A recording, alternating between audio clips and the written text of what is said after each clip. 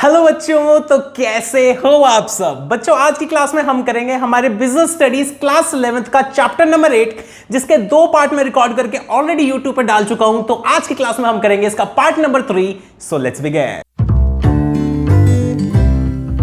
तो बच्चों, आज की क्लास का सबसे पहला टॉपिक है कि सर लीज फाइनेंसिंग क्या होता है। हम इसके मेरिट्स करेंगे, इसके डीमेरिट्स करेंगे और इसको ढंग से समझने की कोशिश करेंगे। ठीक है। तो बच्चों, लीज फाइनेंसिंग का मतलब होता है एक तरीके से किराए पर जब आपने कोई सी चीज ली उसको बोला जाता है लीज फाइनेंसिंग। ठीक है। तो लीज फाइनेंसिंग को हमने ये बोला हुआ है, a lease is a contractual agreement, यानी एक कॉन्ट्रैक्ट हो रखा होता है where the owner of the asset, जिसको हम लेसर बोलते हैं, यानी जो एसेट का मालिक है उसे हम लेसर बोलते हैं, और जो उसको किराए पे लेगा उसे हम लेसी बोलते हैं। तो आगे बोल रहा, the owner of the asset grants the right to use the asset to another party lessee in return for periodic payments, यानी लेसर अपने एसेट को सामने वाले लेसी यानी किराएदार को एक कॉन्ट्रैक्ट के ऊपर अपना एसेट दे देता है और उसको बोलता है भाई साहब कि आप ना किराया देते रहना मेरे को और इस एसेट को यूज कर लो आप। आगे कह रहा है this is known as lease rentals, तो यानी इसको लीज रेंटल्स के नाम से भी जाना जाता है। आगे ये बोल रहा है leasing is commonly used for assets like computers and electronic equipment which become obsolete quickly. तो यानी इस लाइन में ये बोला हुआ है कि ऐसा किराए पे लेने वाला सिस्टम ना ज्यादातर बच्चों ऐसी जगहों पे किया जाता है जहां पर ना टेक्नोलॉजी बहुत जल्दी खराब हो जाती है। तो बिजनेसमैन सोचता है कि यार एसेट खरीदने के बजाय ना किराए पे ले लेता हूं, जैसे मेरे काम का नहीं रहा वो एसेट या फिर नई टेक्नोलॉजी आ जाएगी तो किराया बंद कर दूंगा, नए बंदे से दोबारा से दूसरा एसेट में रेंट पे ले लूंगा। तो कहने का मतलब यह हुआ कि लीज फाइनेंसिंग के अंदर क्या होता है, किराए पे आप एक एसेट लेते हो और बाद में उसकी पीरियोडिक पेमेंट्स यानी आप किराया पे करते रहते हो जब तक आपको उस एसेट को यूज करना है। अब बच्चों अपन इसके देख लेते हैं कि लीज फाइनेंसिंग में की टर्म्स यानी 2 इंपॉर्टेंट चीजें क्या है। सबसे पहली चीज तो है लेसर। लेसर कौन होता है, इसकी डेफिनेशन है कि the owner of the asset is known as lessor, यानी एसेट का मालिक लेसर होता है। आगे बोला गया लेसी। लेसी कौन होता है बच्चों, the user of the asset, यानी जो बंदा एसेट को यूज करेगा उसे हम लेसी बोलते हैं। आगे हम देख लेते हैं बच्चों लीज फाइनेंसिंग के मेरिट्स यानी फायदे क्या क्या है लीज फाइनेंसिंग। तो बच्चों इसका पॉइंट नंबर फर्स्ट कह रहा है कि लोअर इन्वेस्टमेंट रिक्वायरमेंट, यानी लीज फाइनेंसिंग में ना पैसा ज्यादा इन्वेस्ट नहीं करना पड़ता, आप सिर्फ रेंट देते रहो, इन्वेस्टमेंट की टेंशन मालिक की है, आपकी टेंशन नहीं है वो। पॉइंट नंबर सेकंड बोल रहा है सिंप्लीफाइड फाइनेंसिंग। सिंप्लीफाइड फाइनेंसिंग का मतलब ज्यादा ना कागज पत्र नहीं होते, सिंपल सा एक कॉन्ट्रैक्ट होता है, कॉन्ट्रैक्ट पे साइन करो और वो एसेट आप रेंट पे ले लो और उसको यूज करते जाओ, यानी ज्यादा मत्थापच्ची वाला काम नहीं होता ये।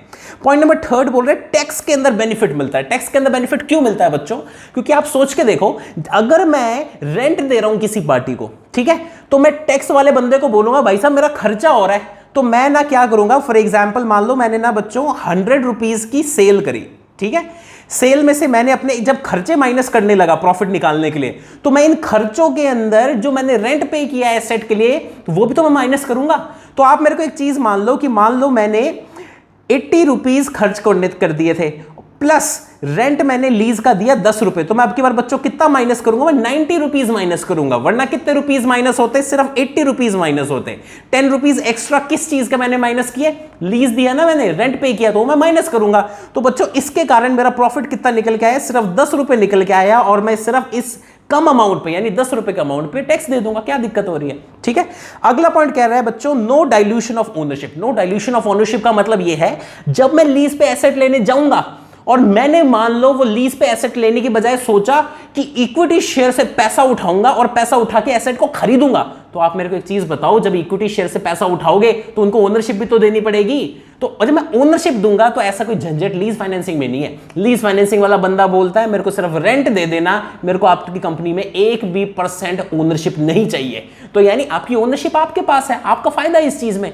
आगे बोल रहे हैं unchanged boring capacity. Unchanged boring capacity का मतलब यह है अपन ने किसी से उधार पे पैसा थोड़ी लिया है, हम तो रेंट दे रहे हैं। तो कहने का मतलब अगर अपन यही एसेट बच्चों अब अपन बैंक से लोन लेके खरीदते तो हमारी लोन लेने की कैपेसिटी खत्म हो जाती है। फॉर एग्जांपल आप मेरे को एक चीज बताओ, मान लो मैं 100 करोड़ का लोन ले सकता हूं बैंक से, ठीक है, और मैंने सोचा कि मैं एसेट खरीदूंगा। जब मैं एसेट खरीदूंगा तो बच्चों मान लो 50 करोड़ का मैंने लोन ले लिया बैंक से, ठीक है, कितने का? 50 करोड़ का लोन ले लिया। अब आप मेरे को एक चीज बताओ, अब मेरे पास लोन लेने की कैपेसिटी सिर्फ 50 CR ही बची, क्योंकि मैं 50 करोड़ का तो लोन ऑलरेडी ले चुका हूं।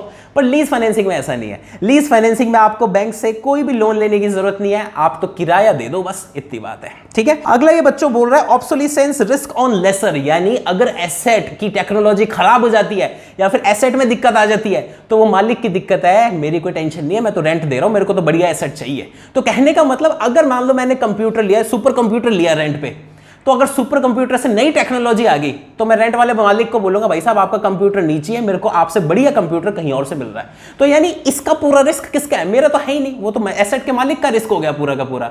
तो बच्चों ये फायदे हो जाते हैं एक बिजनेस को, किससे? किराए पे कोई सा एसेट उठाने से। आगे हम इसके देख लेते हैं बच्चों लिमिटेशंस क्या है। इसकी सबसे पहली लिमिटेशन होती है यूसेज रिस्ट्रिक्शंस।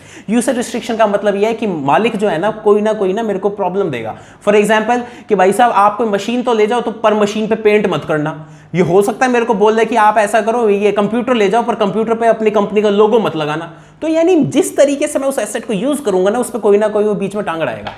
अगली चीज बोल रहा है operational disruption on non renewal. इसका मतलब यह है कि मान लो मैंने किसी कंपनी से रेंट पे ले रखी है एसेट को, अब मान लो मैं अगले साल उससे वापस एसेट मांगने गया, मैंने बोला कि कॉन्ट्रैक्ट नया दोबारा बनाओ, अगर उसने मना कर दिया तो मेरा तो पूरा काम ही रुक जाएगा, और मैं उसका मालिक तो हूं नहीं एसेट का, वो मना भी कर सकता है। तो कहने का मतलब अगर सामने वाले ओनर ने मेरे को एसेट वापस अगले साल देने से मना कर दी ना तो मेरे बिजनेस के अंदर बहुत बड़ी दिक्कत आ सकती है। ठीक है बच्चों, अगला पॉइंट ये बोल रहा है हाई पे आउट ऑन अर्ली टर्मिनेशन। इसका मतलब ये है कि मान लो मैंने किसी एसेट को 5 साल के लिए लीज पे ले रखा था, पर बीच में मेरे को लगता है 3 साल बाद ही बीच में मेरे को लगता है कि मेरे को एसेट की जरूरत नहीं है, तो बच्चों कई बार ऐसे केस में ना पेनल्टी लग जाती है, और पेनल्टी इतनी ज्यादा होती है कि पूछो मत। तो कहने का मतलब अगर आपने टाइम से पहले एसेट को छोड़ने का सोच लिया ना तो पेनल्टी लग सकती है। आगे बोल रहा है नो ओनरशिप और रेजिडुअल वैल्यू। तो यानी ये तो बात हमें पता ही है कि एसेट को हम ओन तो करते ही नहीं है, तो इसमें दिक्कत क्या होती है? जैसे अगर मान लो मैंने गाड़ी ओन करके रखी 10 साल के लिए, ठीक है, अभी दिल्ली में आजकल चल रहा है ना कि गाड़ी 10 साल के लिए चला सकते हो, उससे ज्यादा आप चला नहीं सकते। तो बच्चों अगर मैंने 10 साल के लिए गाड़ी ओन करके रखूंगा तो 10 साल बाद वो जो कबाड़ बचेगा, कबाड़ बेच के भी तो पैसा आएगा, बात समझते हो?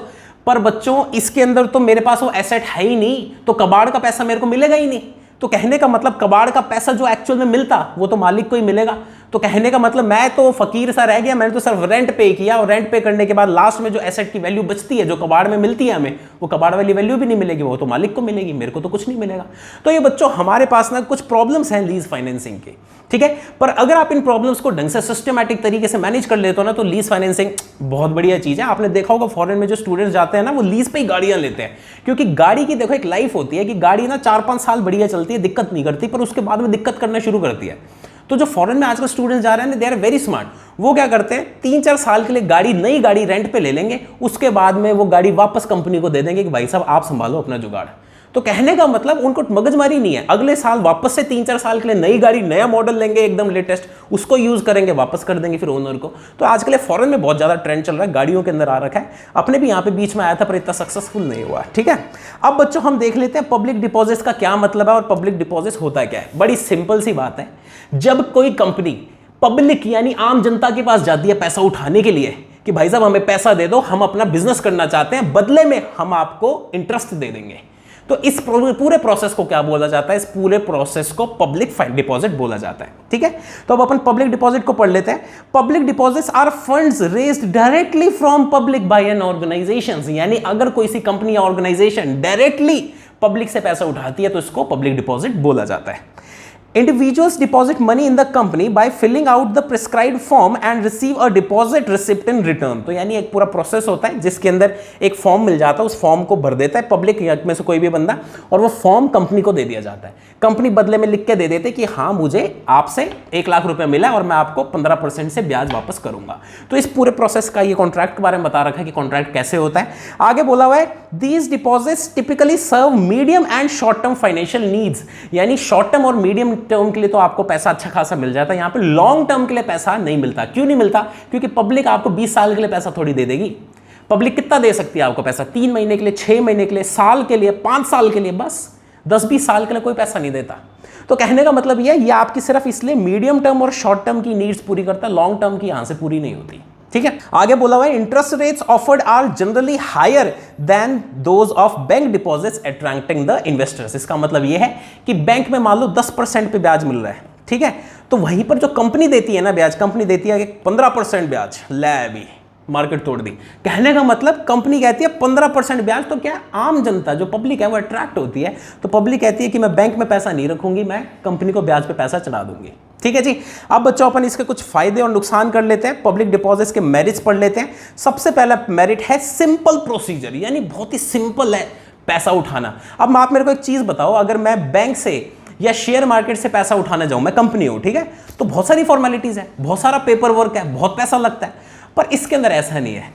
पब्लिक भोली होती है ना, इसलिए कुछ नहीं है। तो आपने सिंपली क्या करना है, कॉन्ट्रैक्ट देना है, सामने वाले बंदे को पैसा उठाना है, बात खत्म। इतनी ज्यादा कॉम्प्लेक्स इसमें प्रोसीजर नहीं है।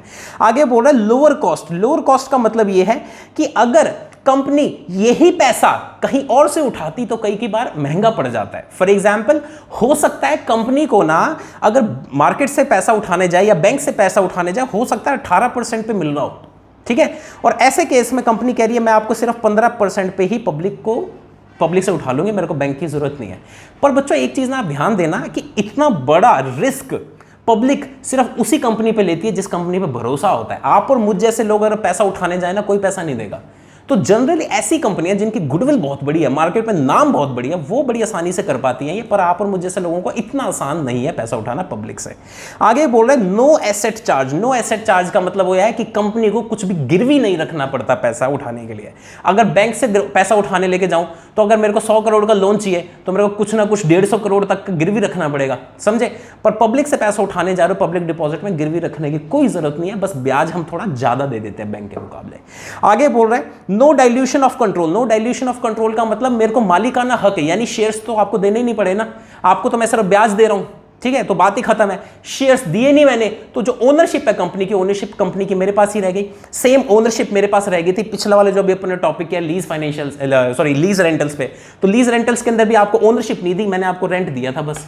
तो इसके अंदर क्या ओनरशिप सेफ रह जाती है बंदे के पास, मालिक के पास मालिक का हक रह जाता है। ठीक है बच्चों, अब अपन पढ़ लेते हैं पब्लिक डिपॉजिट्स की कुछ लिमिटेशंस, यानी कुछ कमियों को कवर कर लेते हैं। सबसे पहली कमी है डिफिकल्ट फॉर न्यू कंपनीज। नई कंपनी नहीं उठा सकती पब्लिक से पैसा, क्योंकि पब्लिक भरोसा ही नहीं करती, पैसा क्यों देगी पब्लिक। ठीक है, तो इसमें यही लिखा हुआ है कि न्यू फर्म्स में find it challenging to attract public deposits due to lack of credibility. Credibility मतलब मार्केट में नाम नहीं है आपका, तो आप पैसा नहीं उठा पा रहे आराम से। आगे बोल रहा है अनरिलायबल सोर्स। अनरिलायबल सोर्स का मतलब कंपनी मांगने गई आपसे, मान लो मार्केट से उठाने गई 100 करोड़ रुपया, जरूरी नहीं है ना 100 करोड़ रुपया मिल जाए, हो सकता है 50-60 करोड़ रुपए ही मिले। तो कहने का मतलब ये अनरिलायबल है, आप इस पर डिपेंड नहीं कर सकते कि भाई साहब पैसा मिलेगा ही मिलेगा। ठीक है, वापस एक एग्जांपल ले लेते हैं। मान लो आपने सोचा कि यार मेरे को मशीनरी खरीदनी है 20 करोड़ की, 20 करोड़ की मशीनरी खरीदी है, आप गए पब्लिक डिपॉजिट उठाने, पब्लिक ने सिर्फ 1 करोड़ रुपए ही जमा कराया, बाकी 19 करोड़ 19 करोड़ आपको मिले ही नहीं। तो आप ऐसे में कुछ कर नहीं सकते, यानी आप इस पर डिपेंड नहीं कर सकते। ठीक है, अगला ये बोल रहा है hard to raise large sums. इसका मतलब ये है कि बहुत मोटी मोटी रकम आप नहीं उठा पाओगे। फॉर एग्जाम्पल, मान लो एक प्रोजेक्ट है हमारा 10,000 करोड़ का, पब्लिक देगी नहीं इतना पैसा, पब्लिक डर जाएगी। तो कहने का मतलब अगर आपको भारी भरकम अमाउंट चाहिए ना, वो पब्लिक डिपॉजिट से आप नहीं उठा सकते, उसके लिए आपको वापस से बैंक के पास या गवर्नमेंट के पास या फिर आपको शेयर मार्केट, स्टॉक मार्केट के थ्रू ही कुछ करना पड़ेगा। इन सारे छोटे मोटे कामों से इतना बड़ा अमाउंट उठाना पॉसिबल नहीं है। ठीक है, तो बच्चों ये वाला टॉपिक भी हमारा हो गया। अगला टॉपिक है कॉमर्शियल पेपर। कॉमर्शियल पेपर को भी हम पढ़ लेते हैं। कॉमर्शियल पेपर भी कहीं ना कहीं समवॉट पब्लिक डिपॉजिट जैसा ही है, इसके अंदर भी वही होता है कि आप ब्याज पे पैसा उठाते हो। आगे से ऑप्शन रीड कर ले तो और ज्यादा क्लैरिटी मिलेगी। ये बोल रहा है commercial paper is an unsecured money market instrument issued in the form of promissory note. यानी ये बोल रहा है कि कमर्शियल पेपर एक ऐसा इंस्ट्रूमेंट है जिसके अंदर आप सिर्फ और सिर्फ शॉर्ट टर्म के लिए पैसा उठा सकते हो। ठीक है, पिछला वाला जो बच्चों हमने किया था अभी पब्लिक डिपॉजिट, उसमें शॉर्ट टर्म और मीडियम टर्म दोनों कवर हो रहा था, पर इसमें सिर्फ और सिर्फ आप शॉर्ट टर्म के लिए पैसा उठा सकते हो। बाकी ये बात सच है कि इसके अंदर भी एक प्रोमिसरी नोट लिख के दिया जाता है कि हाँ भी हम आपको आपका पैसा वापस लौटाएंगे और आपको ब्याज भी पूरा देंगे। It is used by highly rated companies to raise short term funds, यानी शॉर्ट टर्म के लिए अगर आपको पैसा उठाना है उसके लिए आप कॉमर्शियल पेपर करते हो। It was introduced in India in 1990s and CPs help companies diversify diversify their short term borrowings. तो इसका मतलब क्या होता है, कॉमर्शियल पेपर पहली बार इंडिया के अंदर 1990 के अंदर आया था। और कॉमर्शियल पेपर क्या होता है, कंपनी टाइम टू टाइम थोड़ा थोड़ा अमाउंट उठाने के लिए ना कॉमर्शियल पेपर इशू कर देती है। इसमें क्या होता है, पब्लिक डिपॉजिट जैसा थोड़ा बड़ा अमाउंट नहीं होता और इतने ज्यादा पीरियड के लिए नहीं होता। हो सकता है छोटे से पीरियड के लिए आपने कुछ पैसा उठाने की जरूरत लगी हो, कुछ शॉर्ट टर्म आपने 14-15 दिन के लिए कुछ पैसा उठाना, उसके लिए आप कॉमर्शियल पेपर का यूज करते हो, जिसको इंडिया में पहली बार 1990 में लाया गया था। कॉमर्शियल पेपर की एलिजिबिलिटी कर लेते हैं, यानी हर बंदा कॉमर्शियल पेपर इशू नहीं कर सकता। यही डिफरेंस है पब्लिक डिपॉजिट और कॉमर्शियल पेपर में। पब्लिक डिपॉजिट में आप जाओ मार्केट में, आप पैसा उठा लो, कोई नहीं रोकेगा आपको। अगर आप उठा सकते हो तो उठा लो, कोई नहीं रोकेगा। पर कॉमर्शियल पेपर में आपको कुछ कंडीशंस पूरी करनी पड़ती है, उसी के बाद आप कॉमर्शियल पेपर के थ्रू पैसा उठा सकते हो। सबसे पहली चीज, only financially sound companies with good credit ratings can issue commercial paper, यानी बड़ी कंपनियां जिनका अच्छा खासा मार्केट में नाम है और रेटिंग है, सिर्फ वही कॉमर्शियल पेपर को इशू कर सकती है। It's maturity period ranges from 7 days to 1 year, यानी 7 दिन से 1 साल के बीच बीच में आपको पैसा वापस लौटाना पड़ेगा।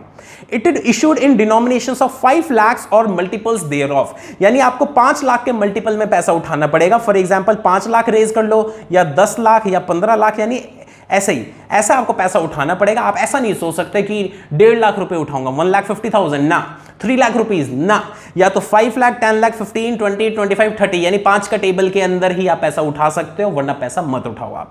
आगे बोल रहे हैं the validity of commercial paper is tied to issuers credit rating. तो कहने का मतलब जब तक कंपनी के पास बैंक का सपोर्ट है कि हाँ भाई क्रेडिट रेटिंग अच्छी है, तब तक ही आप कॉमर्शियल पेपर इशू कर सकते हो। अगर आपकी क्रेडिट रेटिंग गिर जाएगी, कंपनी की क्रेडिट रेटिंग गिर जाएगी, तो हम आपसे कॉमर्शियल पेपर इशू करके पैसा नहीं उठा सकते। ठीक है, तो बच्चों हम अब कॉमर्शियल पेपर्स के कुछ मेरिट्स पढ़ लेते हैं। सबसे पहला मेरिट है अनसिक्योर्ड एंड फ्लेक्सिबल। अनसिक्योर्ड मतलब आपको कुछ भी गिरवी नहीं रखना पड़ता, आप अपनी मर्जी के हिसाब से कितने भी अमाउंट उठा लो। तो बच्चों अगला पॉइंट करते हैं हाईली लिक्विड। हाईली लिक्विड का मतलब क्या है वो समझो। मान लो मैं तुम्हारे पास आया, मैंने तुम्हें बोला कॉमर्शियल पेपर ले लो, कॉमर्शियल पेपर ले लो। तुमने बोला कि सर ठीक है आप हमें कॉमर्शियल पेपर दे दो। मैंने क्या है यहाँ पे लिख के दे दिया कि मैं आपको 5 लाख रुपए वापस दूंगा, ये पकड़ो कॉमर्शियल पेपर, और तुमने मेरे को दे दिए पैसे। ठीक है, अब बच्चों मान लो बीच में ना तुम्हें जरूरत पड़ी पैसे की, तो तुम क्या कर सकते हो, तुम ये जो पर्चा है ना कॉमर्शियल पेपर की, जिसके मैंने बात लिख के तुम्हें दी हुई है, ये तुम आगे अपने किसी जानकार को या किसी को ट्रांसफर कर सकते हो। यानी कहने का मतलब अब पैसा जब मैं वापस पे करूंगा ना, तब तुम्हें पे नहीं करूंगा, मैं तुम्हारे फ्रेंड को पे करूंगा जिसके पास कॉमर्शियल पेपर पड़ा है। तो कहने का मतलब कॉमर्शियल पेपर एक ट्रांसफरेबल इंस्ट्रूमेंट है, जिसके अंदर आप आगे किसी को ट्रांसफर कर सकते हो। इसे पब्लिक डिपॉजिट में आप ये नहीं कर सकते। जिस तरीके से शेयर ट्रांसफर हो जाते हैं ना, मान लो मैंने शेयर खरीदा, मैं आगे किसी को ट्रांसफर कर सकता हूं, उसी तरीके से बच्चों कॉमर्शियल पेपर भी ट्रांसफर हो सकते हैं, आप आगे किसी को दे सकते हो। ठीक है, आगे बोल रहा है लोअर कॉस्ट। लोअर कॉस्ट का मतलब बैंक से लोन उठाओगे, उससे बढ़िया कॉमर्शियल पेपर से लोन उठा लो, थोड़ा सस्ता पड़ता है आपको। आगे बोल रहा है कॉन्टिन्यूअस सोर्स। कॉन्टिन्यूअस सोर्स का मतलब आप नए नए commercial paper time to time issue कर सकते हो, क्योंकि उसके ऊपर कहीं ना गवर्नमेंट का कंट्रोल होता है, तो लोगों को ना भरोसा आ जाता है इस चीज पे। आगे बोल रहा है utilization of idle funds. Utilization of idle funds का मतलब यह है, मान लो मैं कंपनी हूं और मेरे पास खूब सारा पैसा पड़ा है। ठीक है, मेरे पास खूब सारा पैसा पड़ा है, ये नकली नोट है बाय द वे, मेरे पास खूब सारा पैसा पड़ा है। अब मैंने सोचा यार मैं पैसे को कहां लगाऊं, तो मेरे पास मैं ढूंढूंगा कि हाँ भाई कॉमर्शियल पेपर कहीं पे मार्केट में इशू हो रहे हैं क्या, जहां पर भी कॉमर्शियल पेपर इशू हो रहे हैं मैं कुछ टाइम के लिए पैसा उनको दे दूंगा और ब्याज कमा लूंगा। तो कॉमर्शियल पेपर एक बहुत बढ़िया सोर्स है ब्याज कमाने का। आगे बच्चों हम इसके लिमिटेशंस कर लेते हैं। इसके सिर्फ 3 ही लिमिटेशन है। सबसे पहला लिमिटेशन है limited to top rated firms, यानी कॉमर्शियल पेपर सिर्फ वो कंपनियां इशू कर सकती हैं जिनकी क्रेडिट रेटिंग अच्छी है। आगे बोल रहा है साइज कॉन्स्टेंट। साइज कॉन्स्टेंट का मतलब यह है कि funds raised depend on market liquidity, यानी मार्केट पे डिपेंड करेगा कि वो आपको पैसा देता है कि नहीं देता। देखो इसमें क्या है, अब आप ऐसा समझो कि कई बार क्या होता है बच्चों, मार्केट में ना पैसा होता ही नहीं है। फॉर एग्जाम्पल आप नोट करना कि इस वक्त ना प्रॉपर्टी में थोड़ा सा ना मंदा आ रखा है, यानी डाउनफॉल हो रहा है। तो क्यों, मतलब मार्केट है, मार्केट कभी ऊपर जाती है कभी नीचे जाती है। तो कई बार क्या होता है कि ना मार्केट के अंदर फ्लो नहीं होता पैसे का। और आप मेरे को एक चीज बताओ, अगर मार्केट के अंदर पैसे का फ्लो ही नहीं है और ऐसे टाइम पे कॉमर्शियल पेपर तुमने इशू करने का सोच लिया, दिक्कत हो गई ना, कोई पैसा ही नहीं देगा आपको। कहने का मतलब कॉमर्शियल पेपर की हल्की सी लिमिटेशन क्या है कि वो मार्केट की लिक्विडिटी पे डिपेंड करता है। मार्केट के पास पैसा ही नहीं है तो आपको पैसा मिलेगा कहां से। तो ये वाली बात है। आगे कह रहे हैं रिजिड रीपेमेंट। रिजिड रीपेमेंट का मतलब ये है कि आपको कॉमर्शियल पेपर पे जो सी डेट आपने लिख के दे दी, जो सी डेट लिख के दे दी, उस डेट पे पेमेंट करनी पड़ेगी। नहीं करनी पड़ेगी तो मुद्दे बन जाते हैं, कोर्ट केस हो जाते हैं। आप इसको फ्लेक्सिबल नहीं कर सकते। आप ये नहीं कह सकते कि नहीं नहीं नहीं 1 महीने बाद दे देंगे जी, ऐसा कुछ नहीं होता। Commercial paper is very strict, क्योंकि गवर्नमेंट की इस पर नजर रहती है, तो आपको पूरी की पूरी टर्म्स एंड कंडीशंस बिल्कुल रिजिडली फॉलो करनी पड़ती है। पब्लिक डिपॉजिट में ऐसा नहीं होता। पर दो पब्लिक डिपॉजिट की कमी भी है। पब्लिक डिपॉजिट में ऐसा नहीं होता, वो तो ठीक है, पर पब्लिक डिपॉजिट में पैसा पब्लिक से उठाना तो मुश्किल है ना। कॉमर्शियल पेपर में इतना मुश्किल नहीं है। ठीक है बच्चों, तो हमने क्या किया, हमने 3 टॉपिक कवर कर लिए। आगे की क्लास हम नेक्स्ट पार्ट के अंदर करेंगे। तब तक ले बाय बाय। कहीं पर भी कोई भी डाउट हो तो नीचे कमेंट करके डाल देना, आई रिप्लाई यू बैक। मिलते हैं नेक्स्ट वीडियो में, बाय।